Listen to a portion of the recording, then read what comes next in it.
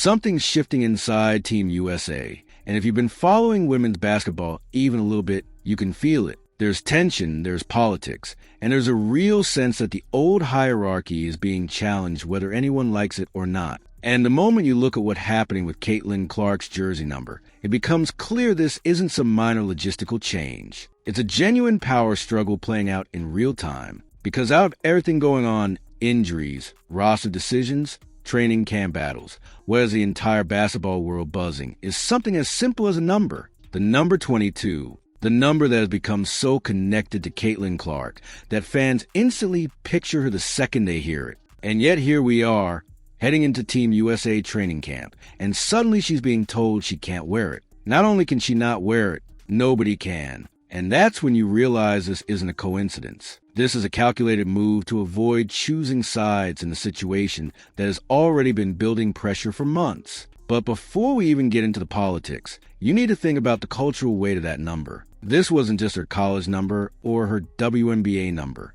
It became a movement. Fans tattooed it. Merchandise shattered league records. Kids wore it to school. Opponents started circling it on scouting reports like it was a threat all by itself. You don't just remove a number like that without expecting a reaction. The funny thing is, Caitlyn isn't the only one who has worn 22. A'ja Wilson wears it for the Aces. Cameron Brink wore it before her injury. Cheryl Swoops made it famous during her legendary career. But let's be honest here. Outside die-hard WNBA fans, almost nobody can name any of those players' numbers until Clark turned 22 into a global symbol. That's not disrespect. That's just reality based on merchandise sales, social engagement, and cultural presence. Clark took that number and launched it into a different universe. So for Team USA to suddenly remove it from circulation altogether, that's where this entire thing gets interesting. Not because Clark lost a number, but because of what the decision says about how the organization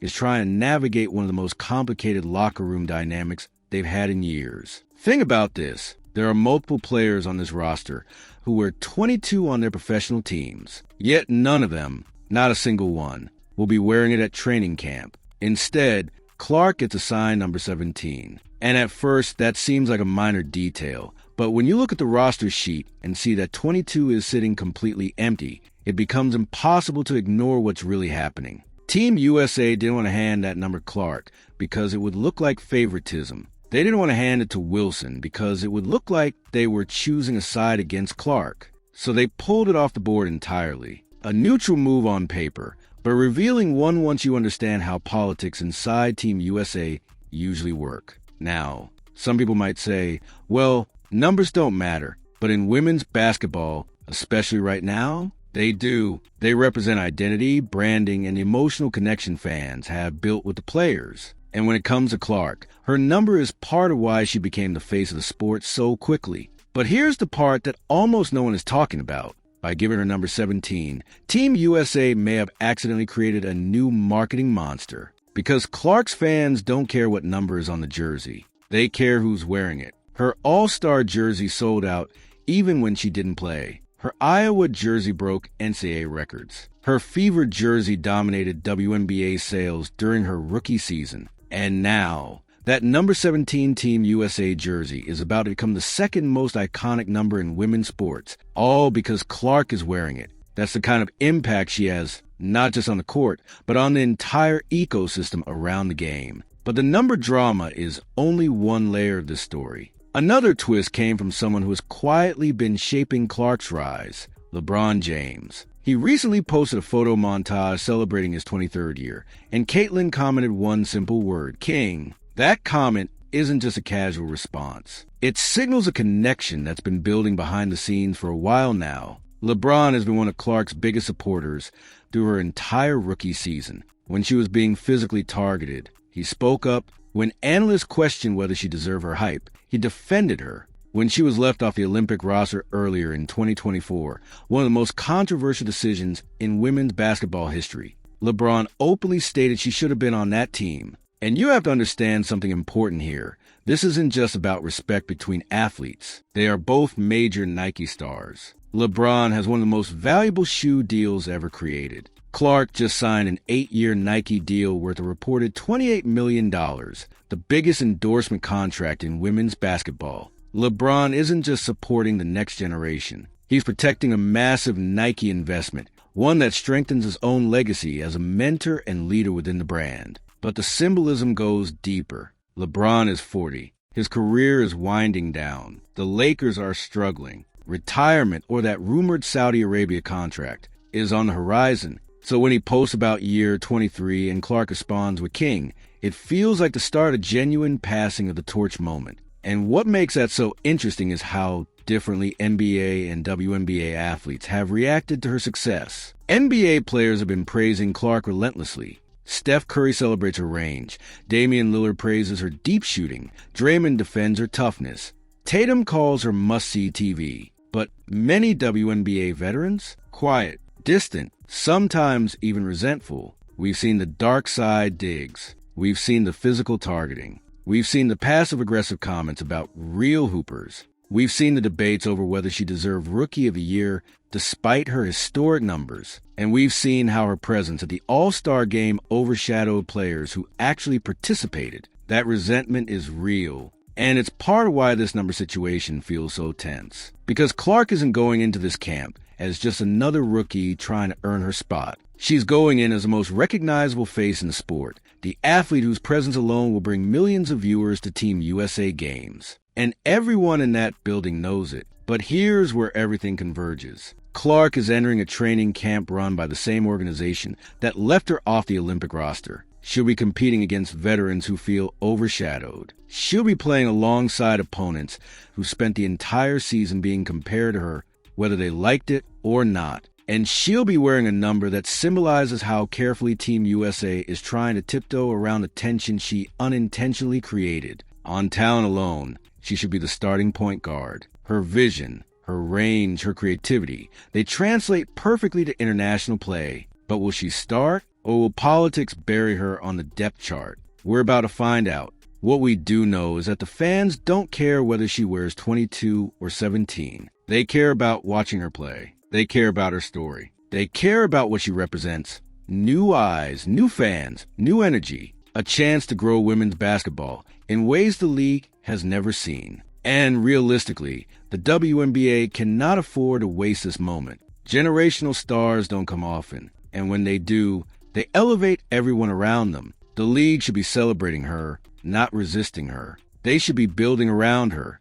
not distancing themselves. But here we are, watching her iconic number get removed so nobody has to take a side. So yeah, she'll wear 17. She'll make it iconic. And the moment those jerseys go on sale, they will disappear instantly, proving once again that no number can overshadow the impact she's having. But here's the part people still aren't fully grasping. This number situation isn't just about jerseys, branding, or even equality across the roster. It's about control. It's about who gets to shape the next decade of women's basketball. And whether anyone wants to admit it or not, Caitlyn Clark has shifted that power dynamic more in 1 year than the entire league managed in the previous 20. Think about what happened the moment she arrived in the WNBA. Ticket prices surged. Ratings jumped. National networks suddenly wanted to air games they would have ignored before. Journalists who previously only covered the NBA or NFL suddenly had segments dedicated to women's basketball. For the first time ever,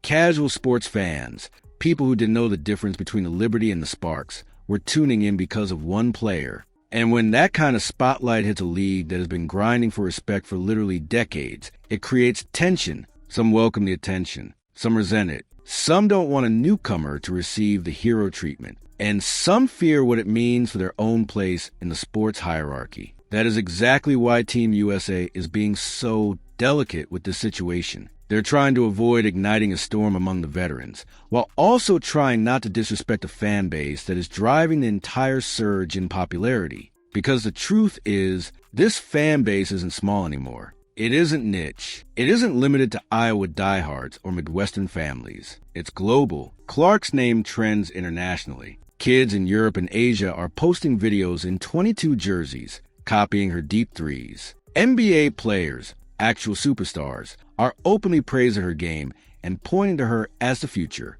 That kind of influence is something Team USA can't ignore, no matter how uncomfortable it may make some players. And here's the wildest part. There's a scenario where none of this tension even existed. If Clark were simply popular, that would be one thing. But she's actually good enough to justify the hype. That's the part that creates the real friction. She isn't a novelty act. She isn't a media creation. She's a generational talent with a playstyle perfectly built for the modern game. Deep range, elite passing, constant movement, high IQ. That's why fans are drawn to her. That's why brands are lining up behind her. And that's why NBA legends are going out of their way to associate with her. Her level of marketability combined with elite skill is something women's basketball hasn't had in decades. Not at this scale, not with this speed, and not with this much cultural weight behind it. So when Team USA strips the number 22 completely away, it becomes symbolic, almost like a way of saying,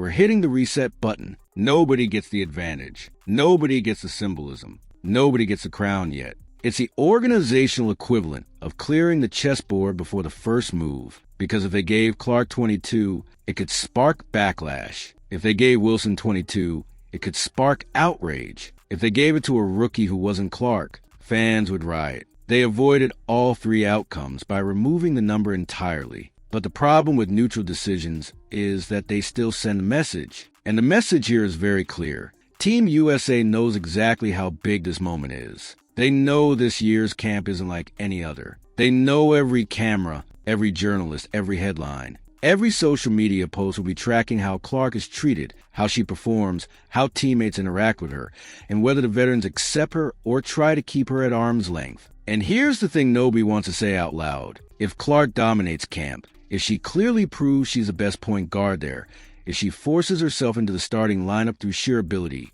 then the drama will look even worse. Because fans won't forget that before she even took her first dribble at camp, she was already being bumped away from her own number. That's why this moment is bigger than people realize. This isn't just a jersey. This is the opening chapter of a battle for positioning inside the most prestigious women's basketball program in the world. This is about influence. This is about status. This is about legacy. And this is about whether the old guard of the WNBA is ready or willing to share the stage with a player who is bringing in the biggest wave of fans the sport has ever seen. So if we're being honest, the number on Clark's back won't decide anything. The game will, her play will, her leadership will, her presence will. And the veterans can either embrace the momentum she brings or they can keep resisting it. But the momentum isn't slowing down. The fans aren't going away. And the number 17 isn't going to stop her from changing the entire landscape of the sport. The only real question left is how long it will take